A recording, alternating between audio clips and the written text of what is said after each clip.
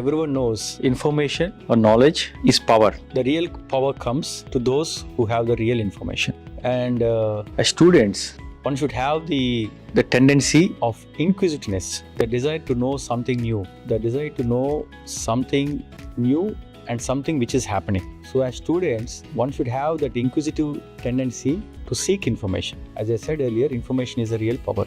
People without information are powerless, and they have to rely on someone who has information. As students of SRM University, I think you are privileged as you have an abundant source of information which is available in your library as a state-of-the-art library with over 25,000 square feet. I think over a kind of at least a lakh of material books are available. So gathering information is not a simple process. One should have a methodical approach. One should know what is the information he is seeking, and one should know what are the authentic sources, and one should take the information and segregate it from it, like one segregates from the grain from the chaff.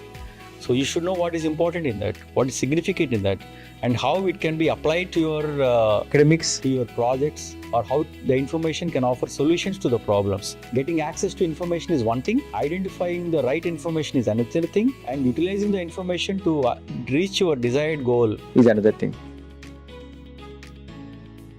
That's very important and interesting question. Now, I think the futuristic demands of your role will be in the realm of critical thinking. How you should develop that attitude of critical thinking is very important. That means that not accepting all solutions, not willing to believe that there is only one possible solution, and willing to experiment, willing to think beyond the boundaries, willing to think beyond the books, and that makes it very interesting possibility.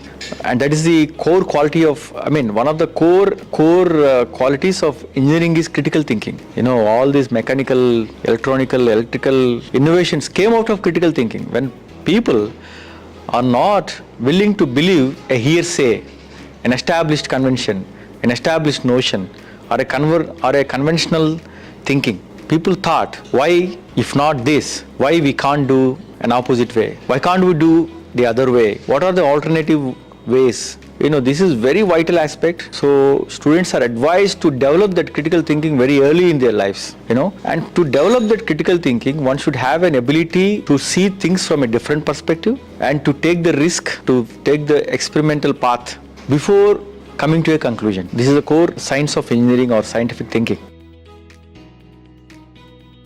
Yeah, again, it is a very innovative idea to have a dedicated entrepreneurship.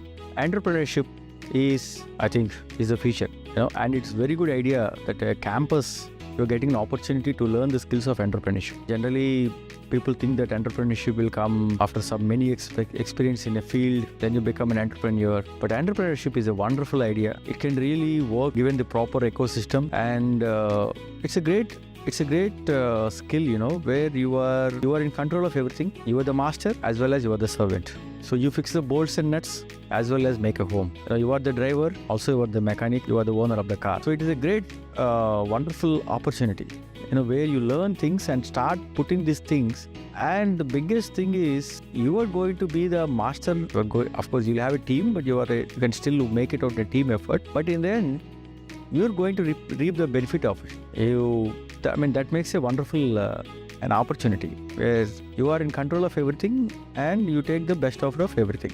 And in a college, to get that entrepreneurship, the basic rudiment skill of entrepreneurship is very interesting, and this will teach you many things. But basically, the qualities should be, again, immense self-confidence, belief in yourself that you can achieve, and an ability to understand that, again, things are not going to be very good or very bad. You have to accept failures like you accept success, and willing to take risk.